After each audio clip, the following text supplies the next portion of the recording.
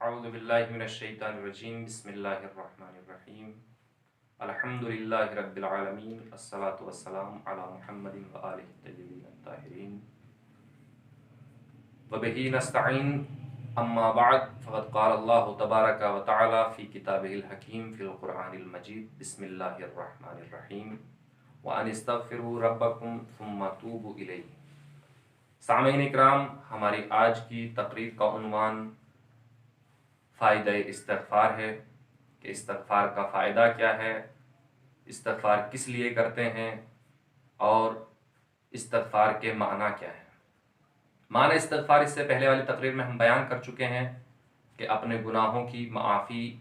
طلب کرنے کو استغفار کہتے ہیں۔ استغفار کو جاننے کے لیے ضروری ہے کہ سب سے پہلے ہم اس چیز کو پہچانیں کہ جس کے لیے ہم استغفار کر رہے ہیں۔ استغفار گناہوں کو بخشوانے کے لیے کیا جاتا ہے، تو گناہ کس چیز کا نام ہے؟ گناہ اللہ کی نافرمانی کو گناہ کہتے ہیں۔ عزیزان گرامی، پروردگار عالم نے ہمیں اس کائنات میں بھیجا اور اس کائنات میں بھیجنے کے ساتھ ساتھ اس نے ہمارے لیے کچھ ہدف اور مقاصد کو رکھا ہے کہ ہمیں ان ہدف اور مقاصد تک پہنچنا ہے۔ اسی کے ساتھ ساتھ پروردگار عالم نے کائنات میں جو چیزیں خلق کی ہیں ان میں سے کچھ چیزوں کو ہمارے لیے مفید قرار دیا ہے اور ان کا استعمال ہمارے لیے جائز قرار دیا ہے، اور کچھ چیزیں ایسی ہیں کہ جو ہمارے لیے مضر ہیں اور ان کا استعمال ہمارے لیے منع قرار دیا ہے۔ جیسا کہ قرآن مجید میں بھی ارشاد ہوا ہے، عسیٰ ان تکرہوا شیئا وہو خیر لکم وعسیٰ ان تحبوا شیئا وہو شر لکم، کہ ممکن ہے وہ چیز کہ جس سے تم کراہت کرتے ہو اس میں تمہارے لیے بہتری ہو،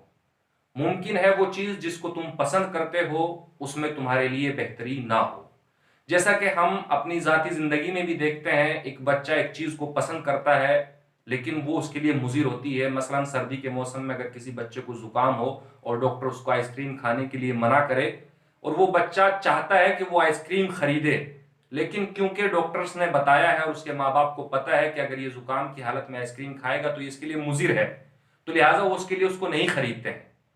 ممکن ہے کوئی چیز ایسی ہو کہ جو اس بچے کے لیے بہتر ہو لیکن ماں باپ نہیں چاہتے ہیں کہ وہ بچہ اس چیز تک پہنچے،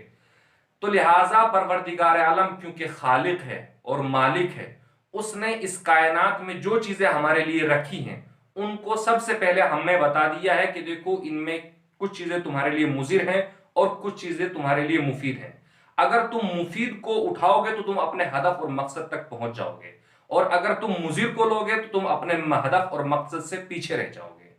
تو لہٰذا عزیزان محترم اور عزیزان گرامی سامعین کرام، ہم جس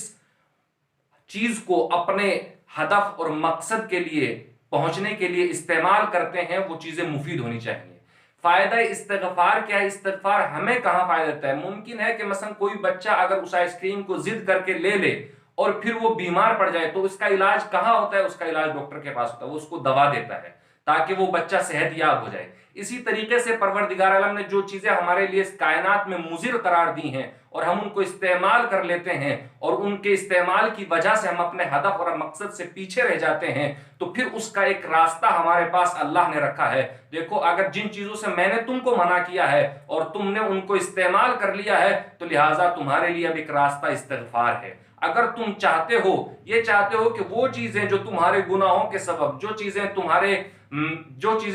گناہوں کے سبب اور وہ چیزیں کہ جو تم نے انجام دی ہیں ان کے سبب جن کے میں نے منع کیا تھا، ان کے سبب میری رحمت اور میرے لطف اور میرے تفضلات کے راستے تمہارے اوپر بند کر دیے گئے تھے، اگر تم چاہتے ہو کہ وہ دوبارہ سے تمہارے اوپر کھول دیے جائیں تو اس کا راستہ فقط اور فقط استغفار ہے۔ تو لہٰذا ہمیں یہ چاہیے کہ ہم اپنے لیے استغفار کریں اور دوستوں کے لیے استغفار کریں، جیسا کہ ماہ رمضان بھی ہے اور رمضان المبارک بھی ہے۔ رمضان مبارک میں استغفار جتنا سے زیادہ آپ کر سکتے ہیں اتنا زیادہ کیجئے، کیونکہ یہاں پہ اس ماہ مبارک میں جو استغفار کرتا ہے پروردگار عالم اس کے استغفار کو قبول کرتا ہے، اور رحمات اور تفضلات اور ہدایت الہی کے دروازے کو کھولنے کا راستہ فقط اور فقط استغفار ہے۔ استغفار کے معنی شستشو کے ہیں، استغفار کے معنی دھونے کے ہیں، استغفار کے معنی صاف کرنے کے ہیں، اور توبہ کے معنی اس صاف چیز پر پاکیزہ لباس پہنانے کے ہیں۔ تو لہٰذا ہمیں یہ چاہیے کہ سب سے پہلے اگر ہم چاہتے ہیں کہ توبہ کریں، کیونکہ توبہ کا ایک جز استغفار ہے، توبہ سے پہلے استغفار آتا ہے، اگر ہم یہ چاہتے ہیں اپنی زندگی اور اپنے ذاتی زندگی کو کامیابی عطا کریں